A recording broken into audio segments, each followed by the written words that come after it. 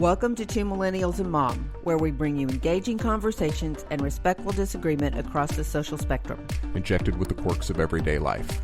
Curl up as we navigate the complexities of this modern world with all the humor and warmth we can muster. And the occasional gentle ribbing. We're glad you're here. Happy listening.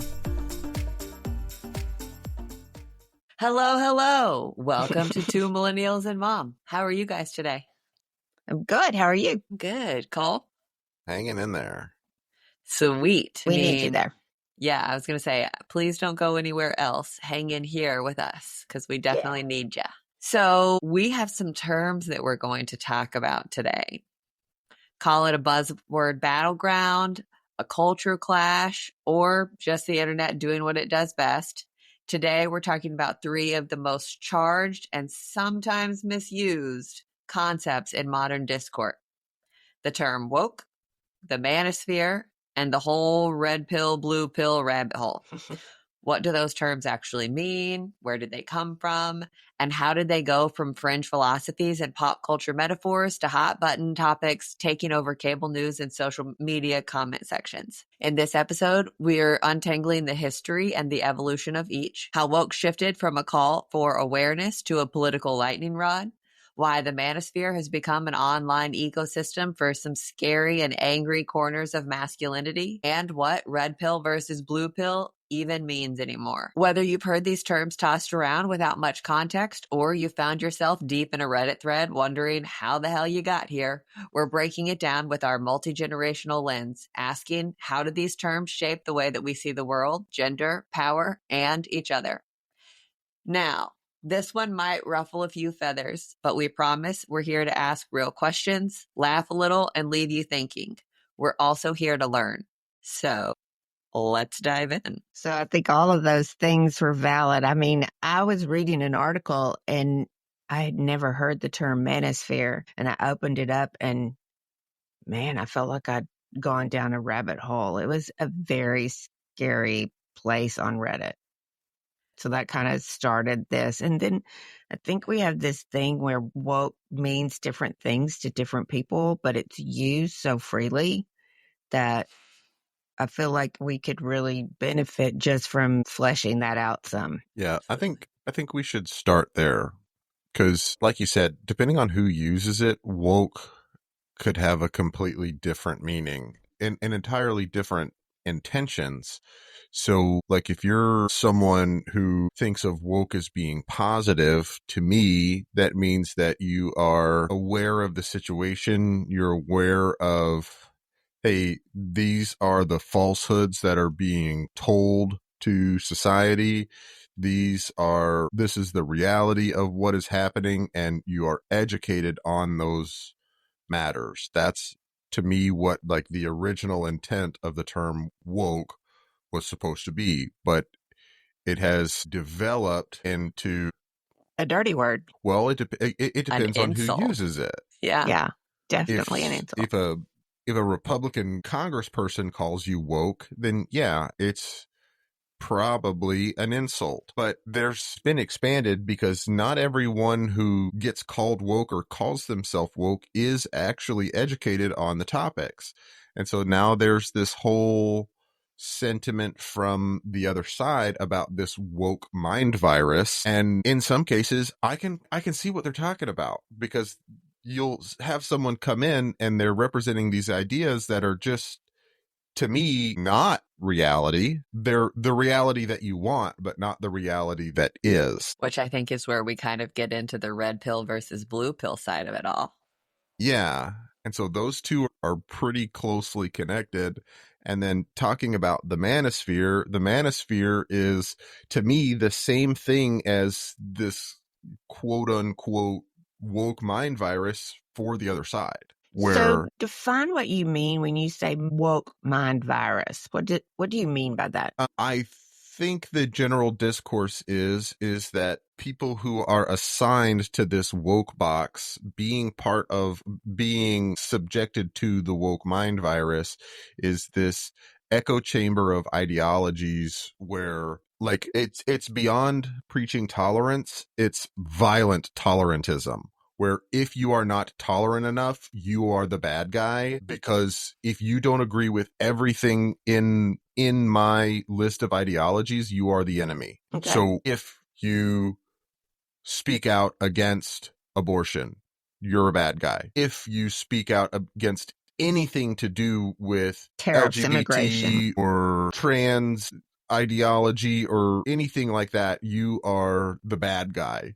Gotcha. And there's no call for mutual understanding. It is just, if you disagree with anything on my list of things to agree with, we can't even have a discussion. Which I think goes back to some of the things like that Cole has mentioned in the past. We may disagree on points 1, 2, and 3. We may have some semblance of agreement on 4, 5, and 6, but 7, 8, 9, and 10, we're completely aligned, whatever that breakdown is.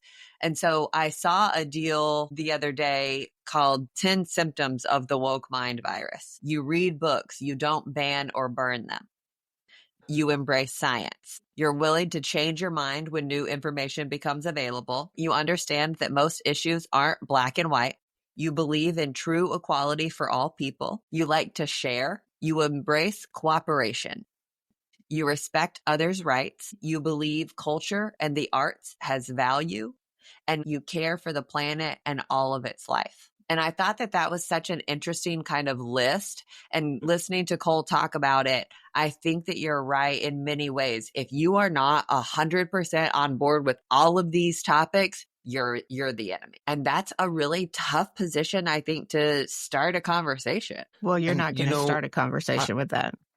I need to poke a couple of holes at that, because there are some things that I have seen by people who would be called woke that aren't following the science. They're not listening to it. They say they are because they're listening to the science that they want to listen to. But that's kind of the weird part about science, is there's a lot of disagreement until something is proven. Right. But I don't know. I don't know that some of those topics are ones that I'm really willing to get super deep into on this episode. Sure. But I think what I want to do here is just pump the brakes a little bit, or ask everyone to pump the brakes a little bit and say, hey, if your beliefs are driving animosity towards other people, maybe you need to go and reevaluate your beliefs and your values a little bit. Because if it is, you don't agree with me, you're the enemy, you've eliminated any room for compromise or understanding.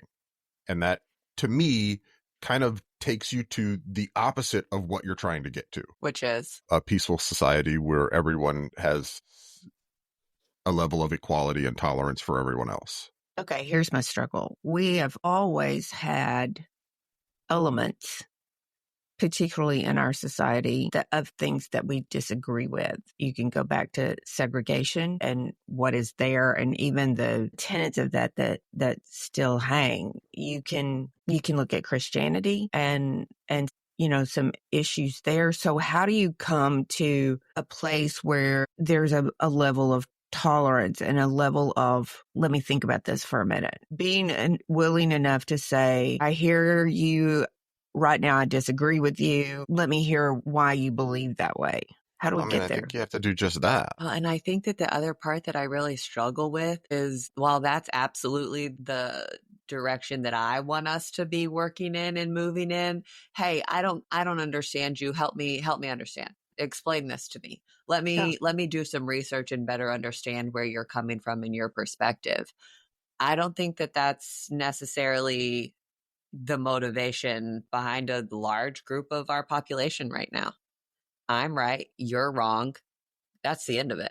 You don't believe what I believe, so screw you. I feel like, especially in some instances, there's no coming back from that. But I mean, I think for normal people, it's a little bit less so. Sure, there are some groups within our population that are like that, but I think that they're the minority, to be perfectly honest with you. I just think that they're the loud minority. Maybe you're right, but I think that minority, even if they are, is growing. And I think that calling them the loud minority is accurate too, because they're certainly loud. I mean, but think about all of the points of contention in our history and where loudness has gotten you, where loudness has gotten your cause. hey, we women, we want the right to vote. We're going to make a big, huge stink about this. Hey, we want equal rights and we want to do away with segregation or slavery or whatever it may be. Hey, we want gay marriage to be a thing. We want to be able to love whoever we love. And all of that noise has turned into something, even when it was small noise. It has been amplified and made greater. And I think that in a lot of ways, we've found some truth in those things. Okay, hold on. Equal rights is important. Women should be able to vote or have credit cards, or, you know, people who happen to be gay should be able to get married just like the rest of us too. That's reasonable. What reason are we going to find in you're wrong because you don't believe like me? What reason are we going to find in that noise? What is going to come out of that? That's the part that I'm most scared about. Well, I mean, this one I think is, you can chalk a lot of this up to media narrative at this point. It is specifically designed to have two completely opposite sides that cannot find any discourse in the middle, because if you do, your team loses. If you give any ground, your team has lost. But the teams are made up. The teams that we're representing are owned by the same person. It would be like an owner in an NFL game owning two teams and pitting them against each other every week. Like, I mean, really? Yeah. So I guess my question then becomes, what's the goal? What is the end goal? Because the owner of the two NFL teams, he wins and loses either way. Right, but he generates a ton of income by fueling the feud between those two teams. That's what I was going to say. It comes down to money. So it's not about winning or losing. It's about money. Well, yeah, because the more money you have, the more you've won. But you cannot let the people watching know that that's what it's about. It has to be ideological for them to continue to battle each other and represent their side to generate that income, to keep you in that position of power where you continue. So where does that leave us with all of this? I mean, so that's the scary part. That's exactly my fear in all of this. Like, you've got all of these media conglomerates and media sources who are coming in and encouraging that head-to-head battle, the constant division. Where do we go from here? What is winning? And so I just feel like... Depends on who you are. What is winning for who? Because when you're sitting there saying that, what I'm thinking is that one of the teams has to stop playing. Can they? Or do you just hire more people to get on the team and keep going? I don't know. I get what you're saying there. And you saying that makes me think that maybe my analogy wasn't the best one. But it was simple and available. It's not the teams that have to stop playing. It's the fans that have to stop cheering for the teams.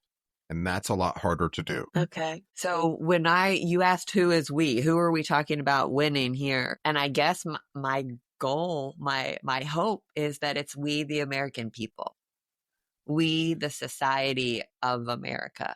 Right, but if you're rooting for Team Blue and I'm rooting for Team Red, then my winning is the red team winning, and your winning is the blue team winning. And in the grand scheme of things, the red team and blue team are the same team. They're players. They can switch in and out because they're on the same roster. They're owned by the same conglomerate, whatever you will. There is no red team, blue team, but I am so passionate about wearing my red jersey, and you're so passionate about wearing your blue jersey that whoever is wearing red jerseys today better be the better team, or I'm going to be really upset, and it's going to be your fault because you wore a blue jersey.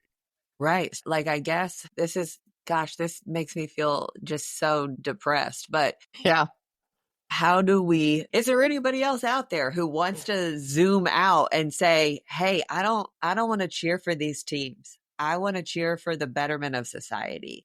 Hey, I don't want to sit here and continue to battle head to head for somebody else to win, for the corporation to get the money, for your team to win or my team to win. I want to zoom out and say, what actually makes sense for our society? How do we become a better, more productive society as a whole, to where, because I don't want the red team or the blue team. I don't necessarily want either of them to win. I want the people to win. I sure don't want one team to win over the other. The red team and the blue team. Because here's the thing. Most people aren't wearing a red jersey or a blue jersey. But because there are people who are wearing a red jersey and there are people who are wearing a blue jersey, it is generating income for the owner of that two teams that's really just one team regardless. And so as long as people keep wearing those jerseys, they're going to have some source of income. And as long as they have income, then they can keep collecting fans. They can keep running advertisements to get more fans, even when people start selling their jerseys and get rid of it. So let's kind of step back a little bit. So I did some research on the term woke. This all started for me because I saw a thread with somebody talking about a conversation that they had had. A white woman had called a black man woke, and his response was to ask her to define that. What does that mean for you? What does that look like for you? And she fumbled and fumbled and fumbled and couldn't come to an answer, couldn't come to a definition of what it was. All of a sudden she got distracted and was like, I have to go to a meeting, and never brought it back up again. They worked together, never brought it back up again. And so it was all of these people kind of weighing in. This is what woke is. This is what it means. This is where it came from. And you could really clearly see kind of those colored jerseys. Got it. That's what color that person's jersey is. Oh, got it. That person is wearing this colored jersey based on how they responded to what woke is. And so I want to step back a little bit to the original kind of early roots of it. So its first known usage was in Black communities in the 1930s and 40s. It very much stems from the African-American vernacular English. In 1962, the New York Times had an article that defined woke as being aware of racial injustice. And then in the civil rights movement, activists started saying stay woke as a call to remain vigilant against systemic oppression.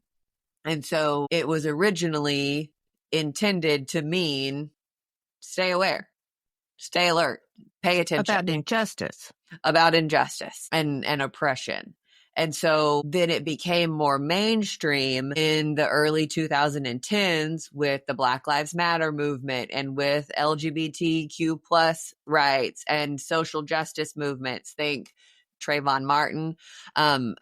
For the last 15 or 20 years, it's kind of started trickling back in and becoming more and more used. Yeah, but even if you say that, that's a shift in the definition. It's no longer be aware of injustice. It's more look what this injustice has caused. That's a difference. Sure. And so I think that the intention, from everything that I've gathered, the intention of it was to be good. Pay attention. Stay aware. Look what this has done and what we need to be watching over here, what we need to be fighting over here. And then in about 2016 especially to 2020, there was a big shift when it became politicized. And conservative backlash had a huge part in that, in weaponizing woke as an insult. If you're paying attention to those things, if you are watching that, you're woke, and turned it into a very detrimental, negative insult. And so then, Cole, you talked about media and the narrative of all of that, the role that the media and politicians took in redefining that word and changing it from the good intentions of, hey, make sure you're alert and aware, turned into how you were wrong and how you were ignorant. And that's the part that just kind of scares me. And I think that, we've talked about it on this podcast on several occasions. The divide in our country right now is greater than I've ever seen it in my lifetime.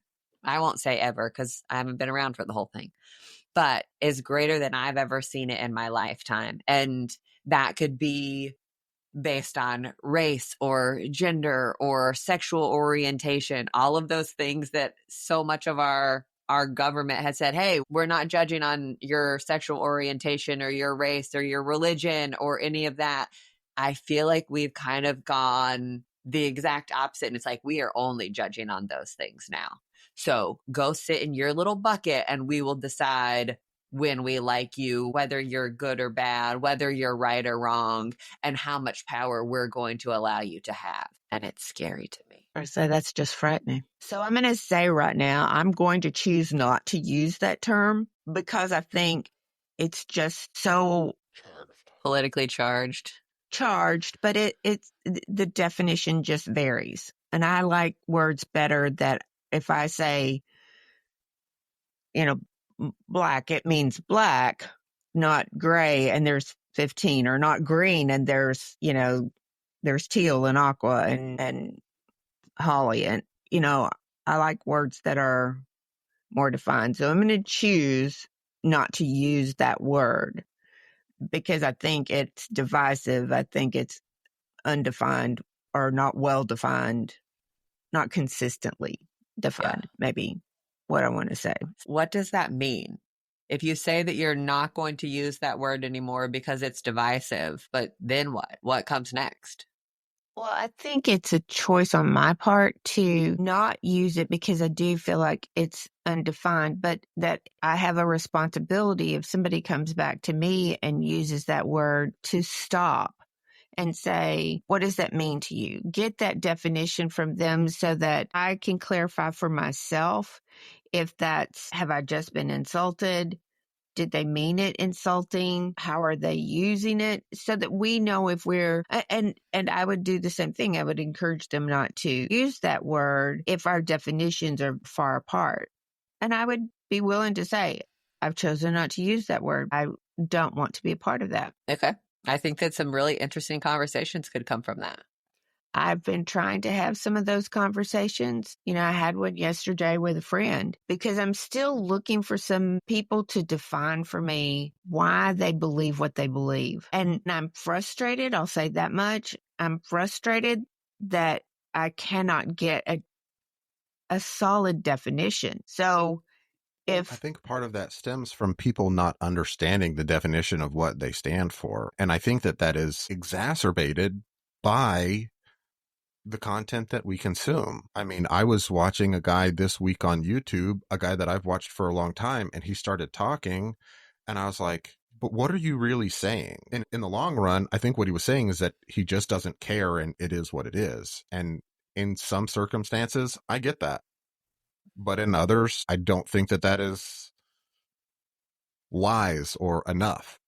Right. Well, I don't think that we can afford not to care. I agree. But I would also say that I think there are some situations where we can't afford to care. And I was going to say, there's so many things that need to be done and need to be clarified that you have to choose on a daily, almost an hourly basis, what you're going to stand up for, what deserves your attention. And I think it's really hard. And maybe that's part of this whole thing is of getting people where they don't know where they stand, are too tired, or feel like they're spinning around too much. Do I focus on this or do I focus on, wait, maybe, which way am I supposed to go? And it just keeps us spinning and divisive. I think that's the point. Yeah. So, Cal, any more on woke? No, hit me with the manosphere. I'm kind of scared. Well, the manosphere, like I said, when we started, I was reading an article and it mentioned the manosphere, and I said, what is that? And I think I even asked both of y'all, and y'all didn't give me something that I just went, oh, that's it. So I Googled it. And I went to a Reddit thread, and the Reddit thread didn't give me the first part. It just kind of gave me, the trailing conversation that was going on. And it was a large number of men, I would say young men from the sounds of them, who talked about how they had to get out of the manosphere, that it was just too debilitating, that it had really messed them up, that it had taken them months. And so I still didn't really know what the manosphere was supposed to do. So I went, did a little bit more research. And what I came up with is that real definition is it's a collection of websites, blogs, online forums promoting masculinity, misogyny, opposition to feminism. It includes men's rights activists, incels, that's a typo on my part, and a group called Men Going Their Own Way, Magto. And so that was kind of, eye-opening. And so to keep going, it's a general belief that society is biased towards men due to feminism. It's really based on a hatred of men and men's reaction to that. And that's where the reference for taking the pill came. So this is my take on this. So we have a group of men who are feeling that they're not who they're supposed to be, and they're basing it on feminism. And so they're reacting to that by trying to become bigger men, tougher men, more defined, Superman, but that the pendulum has swung so far over that they don't even want to be a part or share with women because they're so offended by women. So I'm going to take this round because I feel like this is kind of the same way with woke. If we decide that men are X and women are Y, and everything in our book responds to that one piece of evidence, facts, knowledge, if we do that, then we miss for every group all of the other nuances, shades of gray within that group. So at the risk of sounding awful, I'm going to say this. If I want to look at Black people, Black Americans, and say they're all poor, they're all dumb, and they're all out to get me because of the slave trade 100 years, that is such a teeny tiny part of that group of people. There are amazing Black men and Black women. I have known some of them.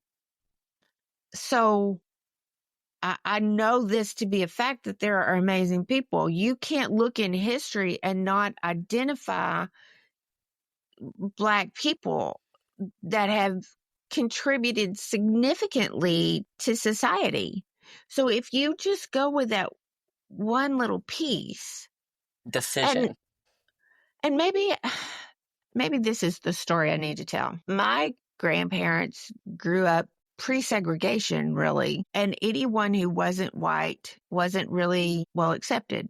They weren't allowed to live in the same area of town. They weren't allowed to associate. And so my grandparents had a mindset of what a Black person was or what a Hispanic person was. My dad, on the other hand, worked in an industry where his co-workers were Black and Hispanic and white and were amazing men. And those amazing men, my dad brought into my grandparents' lives. And I can tell you very specifically, there was one gentleman who was Hispanic that my grandparents would have died for.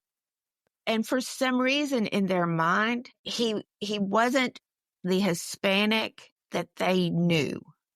He was different. And so if you just go with that one definition, you lost exactly who that man was.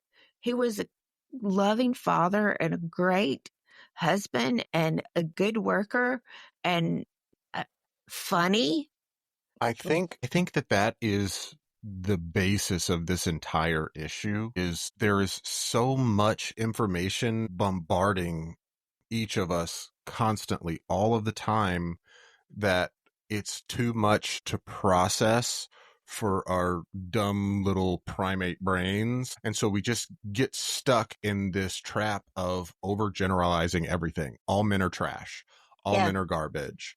All women are predatory. All women only want X, Y, or Z. And all redheads are fiery. Yeah. All blondes are dumb. Yeah. All of that. I think there's so much overgeneralization. And now that overgeneralization and divisiveness has been weaponized to keep us angry at each other instead of angry at the things that we should be angry at. Oh, yeah. I completely agree.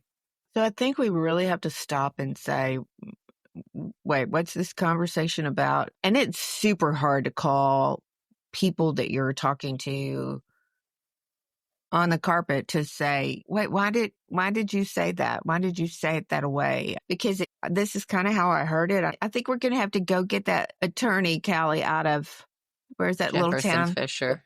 Yes, I think we're going to have to go get his book so that we can learn how to say things right back to people. Is that really what you meant to say? Are you Right. really saying that to me without being, totally offensive, but really asking the question at the same time? And it's going to be exhausting. I was going to Yeah, say, I I think think it's going to be a lot live. of work. The tricky part about that is that not everyone is willing to analyze their interactions like that. This is true. And I can say that simply because I have spent the last several weeks trying to get people, they'll say something to me. I had a friend that said, I really believe Trump loves this country and wants to do what's best for it. And I said, can you tell me why you think that? And I just do. Yeah. Nothing to back it up. No. Or, what was wrong with Kamala? And people cannot give me that definition. And so I feel like I'm having conversations with people that never go anywhere because there's nothing to be said. I think that there's a bit of an epidemic of that particular thing that has taken root in us. Sentiment, yes, that has taken root in so many of us. I've decided that my opinion is fact and I can't hear anything else. That's all that there is to it. I don't have to base anything on the truth. I don't have to base anything on reality. I've just decided. I've decided that all women are gold diggers and all men are scarier than the bear. And I've decided that all people of this race or this ethnicity or this religion or this sexual orientation are all this. And just being okay and being accepting of that. And we have decided to stop taking any one thing at face value. This is what I know. This is what I've decided. And that's just the end of it. And I think that that's wrong. Well, it's certainly not conducive to community or kindness. Or growth or learning. Yeah. Yeah. So I don't know. The manosphere was very scary to me. And maybe that's because I know a lot of really good men who I think believe this woman in my life has value. And it's not limited to what I think, but if I give her, I would say your dad has given me the opportunity to grow and to be what I wanted to be, not held me back and said, no, you can only fit in this little round hole. This is the only one that fits you.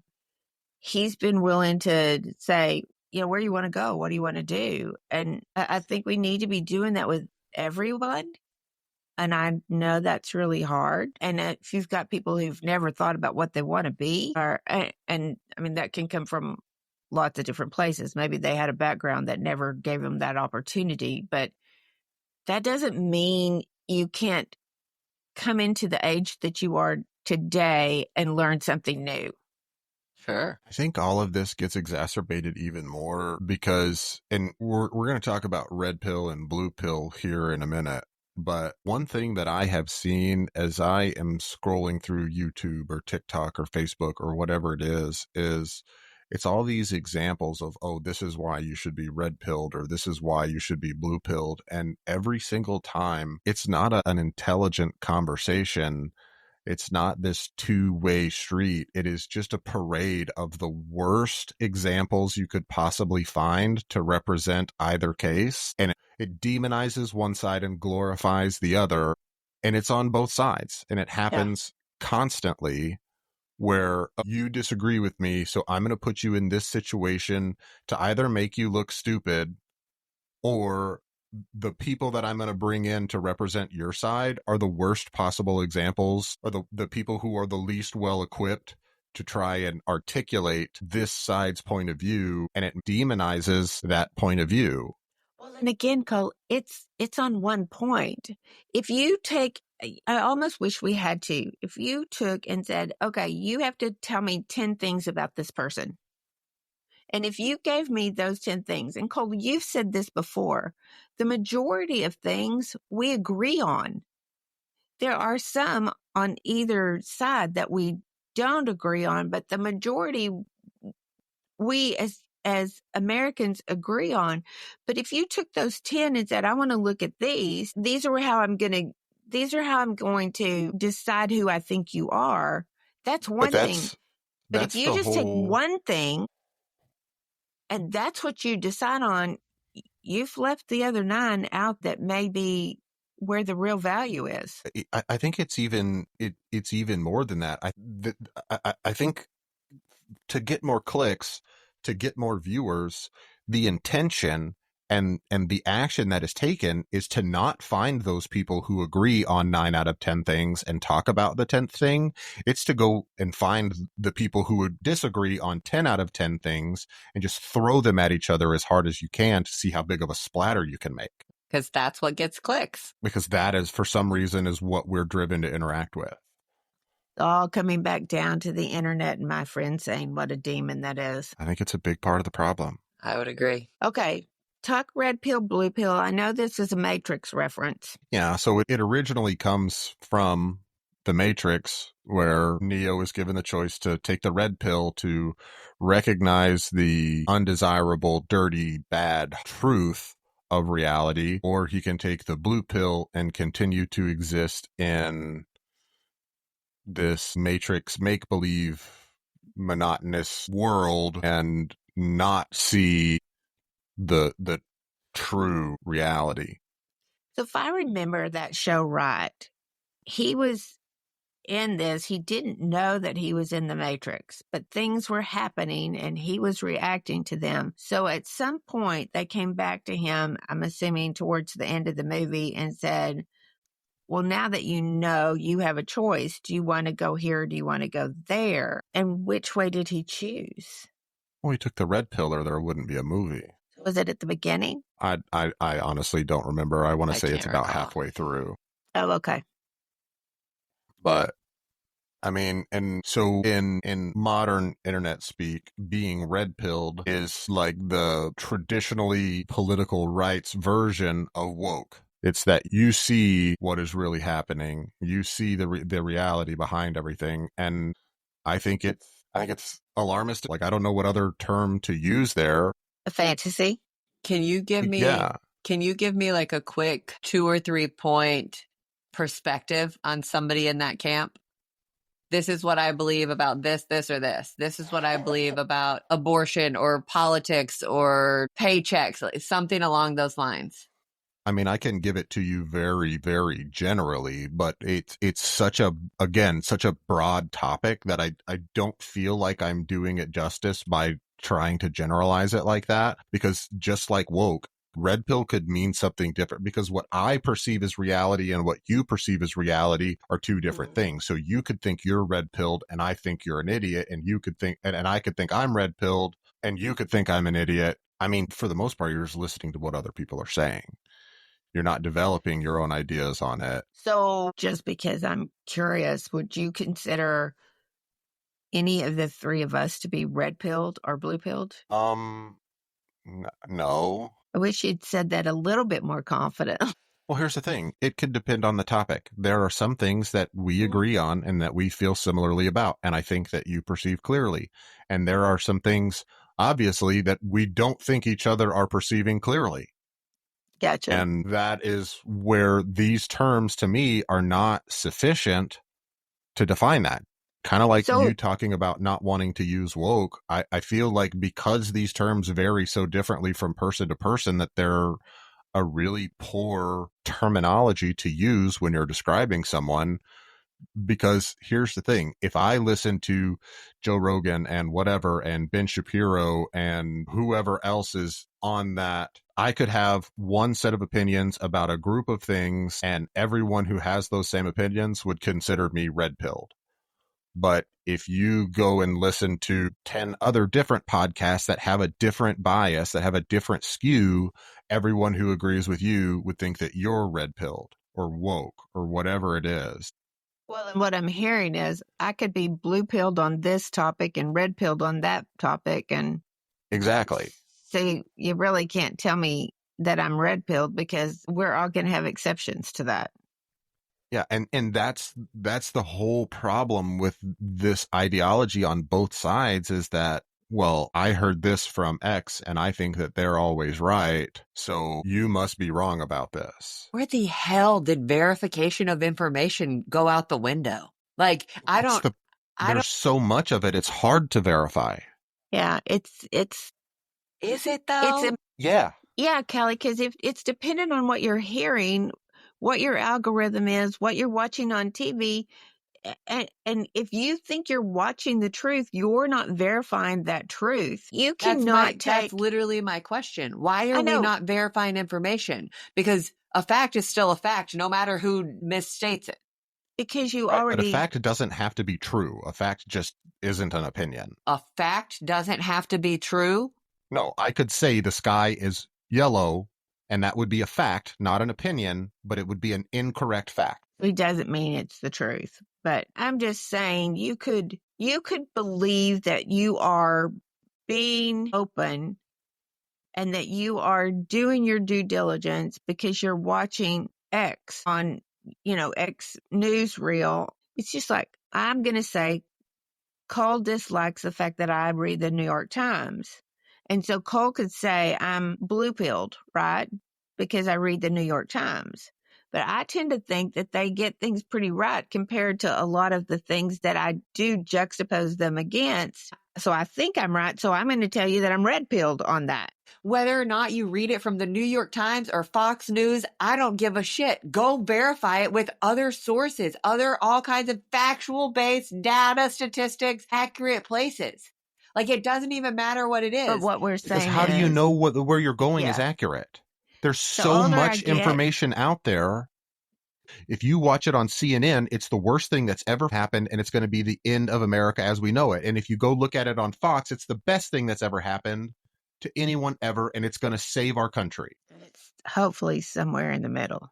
And my whole point is if all you're doing is watching CNN or Fox, you're completely fucked. I don't disagree with you, but again, where do you go to verify that information? Are you going to go read the entire bill? I think that would be a good place to start. Sure. Yeah, I think that would be a great place to start. And maybe you're not willing to go and read the entire bill, which I think would be put on you, metaphorical you, not necessarily you, Cole, in this specific case. But I think that that's put on you. But you could also go look at CNN, go look at Fox News, go look at MSNBC, go look at the BBC, go look at all of these other news sources that are all giving their takes on this is what it means. This is who it's for. And from there, you can use your brain to start putting things together. Okay, everybody's saying that it's going to impact this kind of person. Everybody's saying it's going to do this. So you can start piecing together those facts and start deducing down what it actually is saying. And then from there, you can form your opinions. I think doing all of this against those people is great. That's wonderful. And so you can start putting together your own opinions from that. That's what I'm saying. We've completely given up on verifying information because, well, the potential for it to be skewed is completely, that's just too overwhelming. No, that's freaking lazy. I think it's really hard. It is really hard. That doesn't mean it's not worth doing. Yeah. Right. But that doesn't mean it's not worth doing to you. Other people may not see it as the same level of importance. You're and do totally they not have right. the right to do so? That doesn't make them smart. I'm not saying it does. That's not my argument. But that is my argument. You want to sit here and have a whole conversation on whether or not something is fact or fiction. That's cool. Let's do it. I want to be wrong. I want to be educated. I want to learn. I want to form my own opinions, like all of these things. Oh my gosh, Cole. We saw a deal the other day with this, what is he, like a 20-year-old, 21-year-old kid. He started a podcast and a YouTube channel and all of this, Dean Withers. And he put together a short that was from an episode. And this person is going on and trying to just give him the total and complete shaft.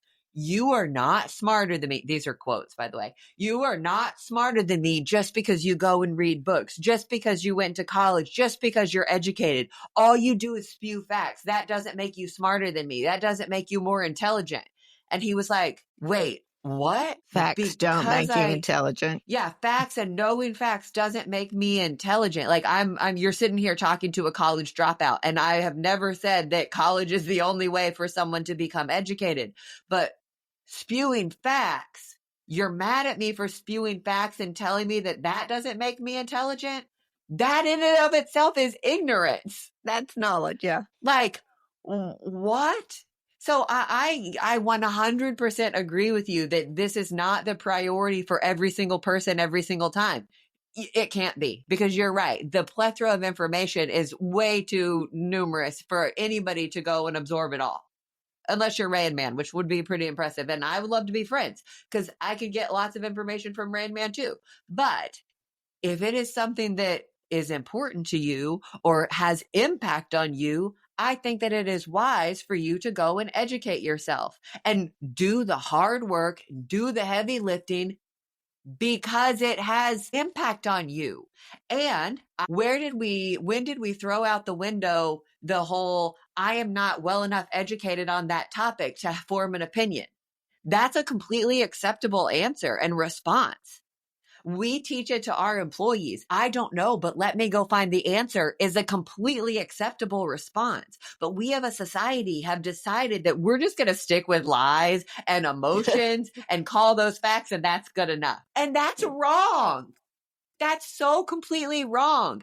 And I just don't understand why, yes, it's hard, but why that should be acceptable. I don't know that we're the only ones holding ourselves to that standard. I don't know that it's acceptable. I think it just is. And yes, I would agree that it needs to change, but I think that's just where we are right now. You know, I've said it in a couple of episodes in the past. If you're not willing to do something about it, don't talk. Don't speak on it. I don't want your opinion.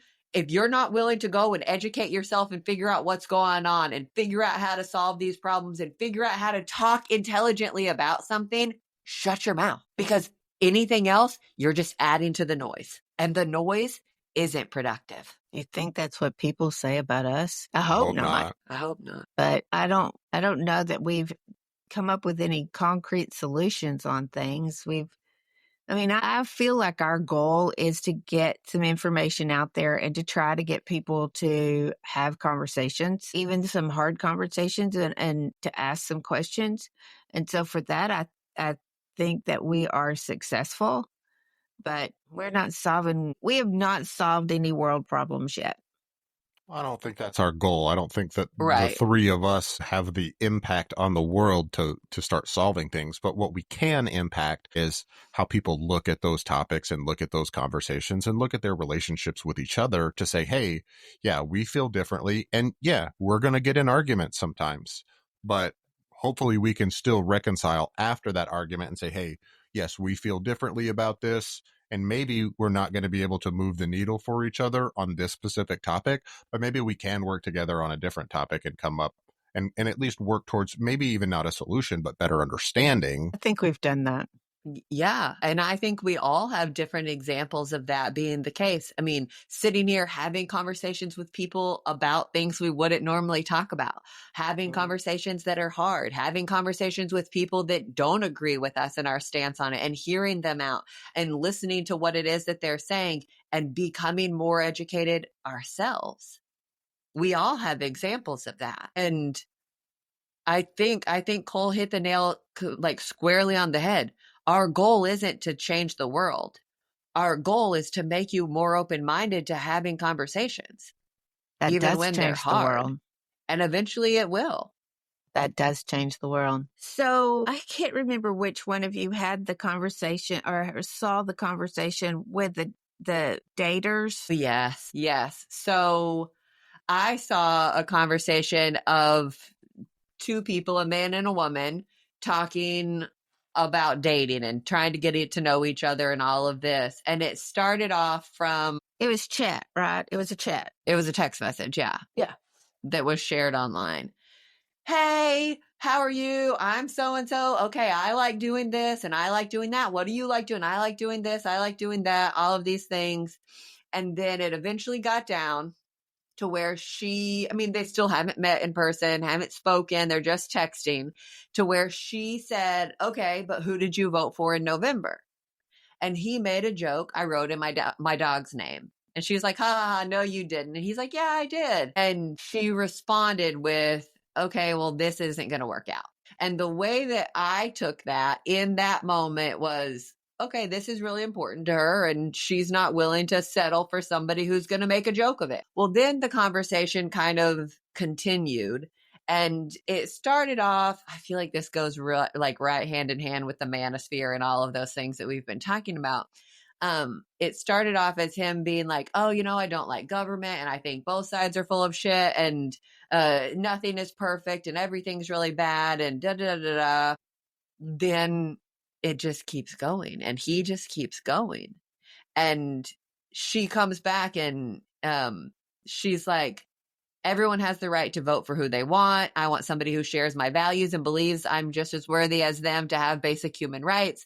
This is not about me being shallow. It's about my own safety and self-preservation. And your vote, while a simplistic data point, is the incredibly nuanced political landscape that we live in, tells me that this would not be a space where I'm valued. It's clear we won't be a good match. I hope you find what you're looking for, but it's not me. And he then proceeds to verbally assault her. You goddamn liberal, da da da da da. You need to get a grip. All of these different things.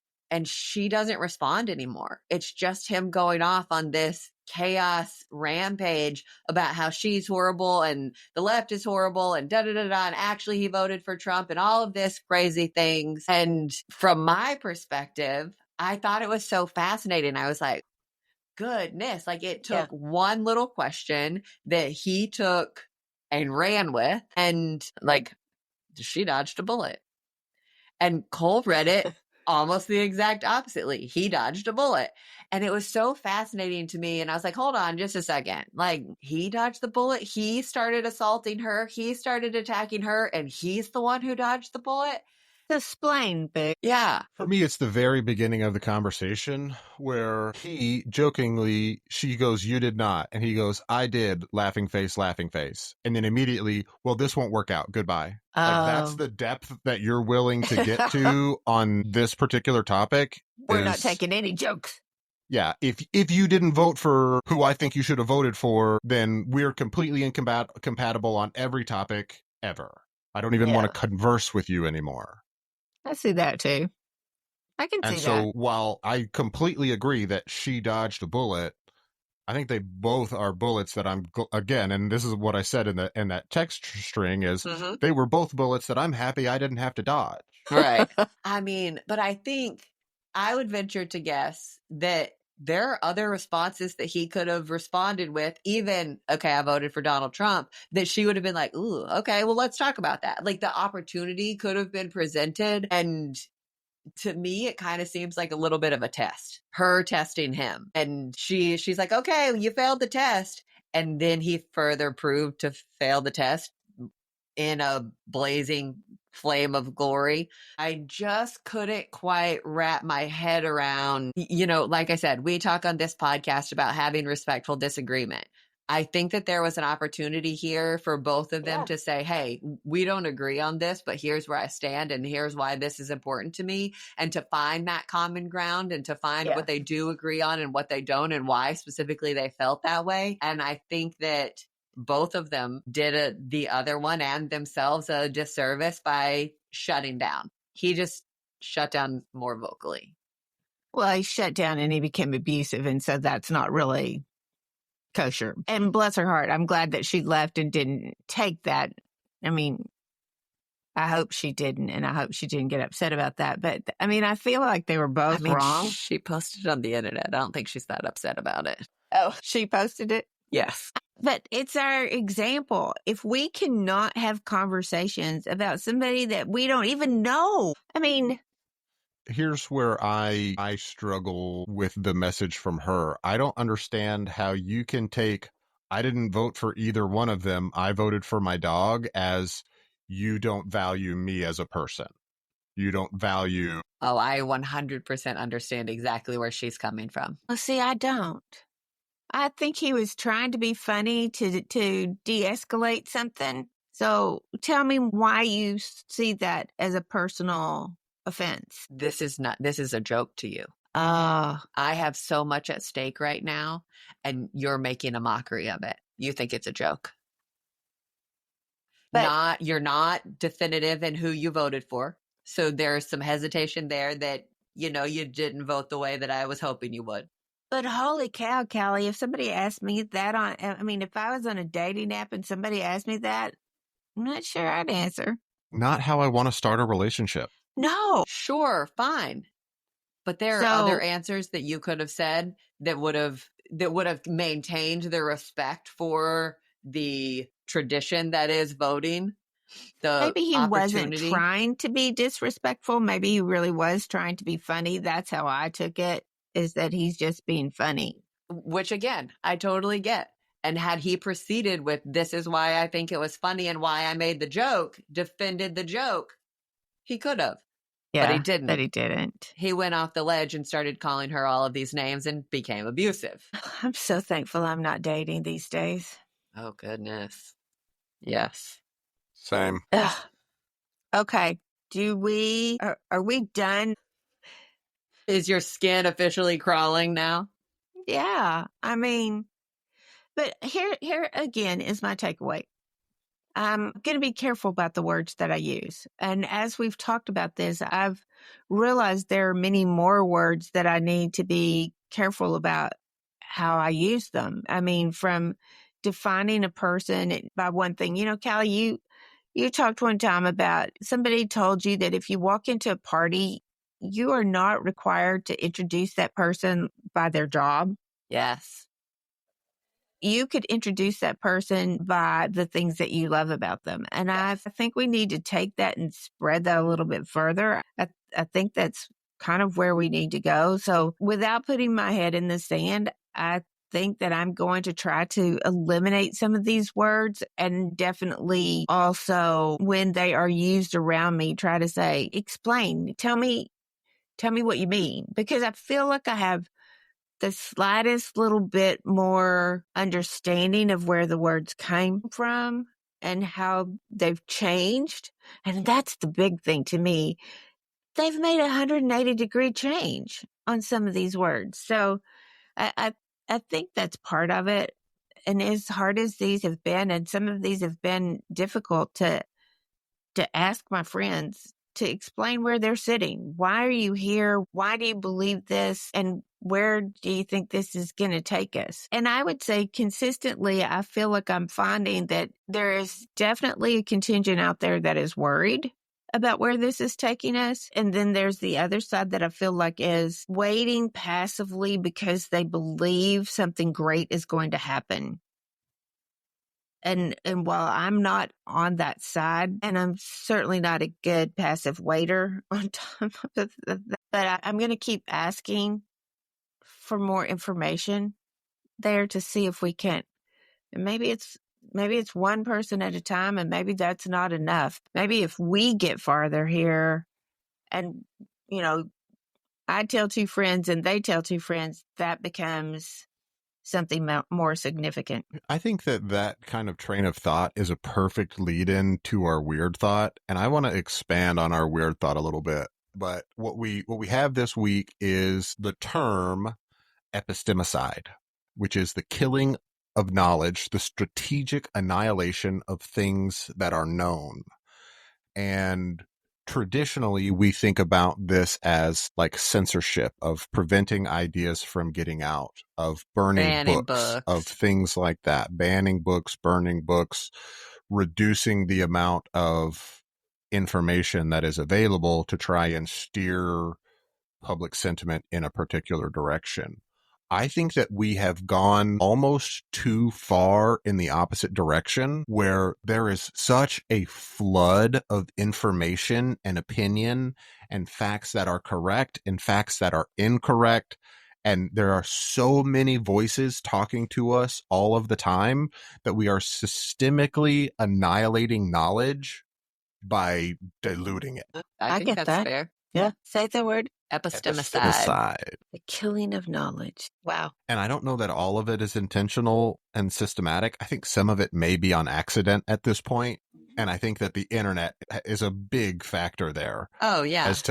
Because there is just so much bullshit out there that is not real. And this maybe is a realization that I'm just now developing the ability to articulate, but I think that is intentionally being exacerbated by the political landscape in our country. And I think that it is intentional to have these two such polarized platforms, if you will, that there's no room for middle ground. So you have to pick one or the other. And I think they're both lunacy. You know, we talk about in our household on occasion about raccooning ourselves. And so there's the story of the raccoon sticking his paw into a jar to grab whatever is in the jar. And he grabs it inside of the jar and he goes to pull it out. But the mouth of the jar is too tight that he can't pull his full closed fist out. All he has to do is dump it out, but he wants to have it and wants to hold it in his hand. And I feel like we have, as a society, we are raccooning ourselves. I've latched on to this one piece so hard and so tightly that I am unwilling to let it go to get the full prize, to get everything else, because I'm prioritizing this one piece, and we're missing out on so much because we've raccooned ourselves into thinking this is the most important piece. The internet is a scary, dangerous, vicious, exciting, thrilling, wonderful place. It certainly can be all of those. All right. I'm ready for a happy story, a good news story. Dire wolves are back. I don't know if that's really that great of news. I think it's really cool to have giant wolves, but I think wolves are cool. So big wolves, bigger's better, right? No, but give me the story. So the story is that scientists have essentially through genetic modification recreated an ancient species that went extinct about 13,000 years ago. Some people are really for it and some people are really against it. I think that there are some benefits to genetic modification, but I also think that it's an incredibly slippery slope, that it could become really bad really fast. But I also do think that bringing back something that used to exist naturally and was part of our ecosystem, I think that generally speaking, that's up to a point has the potential to be a good thing. In this case, I think it's probably okay. Am I advocating for bringing T-Rexes back? Probably not. And is there a potential for a direwolf population to get out of hand? Absolutely. But I also think that it's kind of cool that we have the ability to do that. What is a dire wolf? And I mean, what's the difference between a wolf that I would know and a dire wolf? Are they bigger? Yeah, they're much bigger. Like elephant bigger or no, mastiff bigger? Like, let's see. I know that the puppies were dang cute. They just look like little labs. So this shows that they're like 3 times the size of a husky dog. So standing up to a 6 foot tall human, which is essentially me, their head is going to be about the middle of my mastiff size. Yeah, they're about the size of a tiger. And where do they live? Native to the Americas. Yeah. Really? And do we know what made them go extinct? Climate change, competition with other species, including overpopulation by newly arrived human hunters, or a combination of both. Gotcha. So where are they going to release these dogs? Do you know? Well, I know Cole's been very excited about the dire wolves coming back. I think that's cool. I don't see anywhere where it talks about them being released. I can't imagine that they would be released. You've got to put them back into the wild. Why? Have you not seen Jurassic Park? Okay. Well, children of mine, this is not our funnest conversation. This one was a little bit hard, and we can do hard things. We can do hard things. We can do hard things. But I am forever grateful that when we hurt each other's feelings or we disagree, that we can still come to the table and still have a conversation and still love each other. I was just going to say, I just want to thank the two of you for taking the time to prioritize working through these things and having hard conversations and making that important to you too. Love you guys. Love you too. Love you too.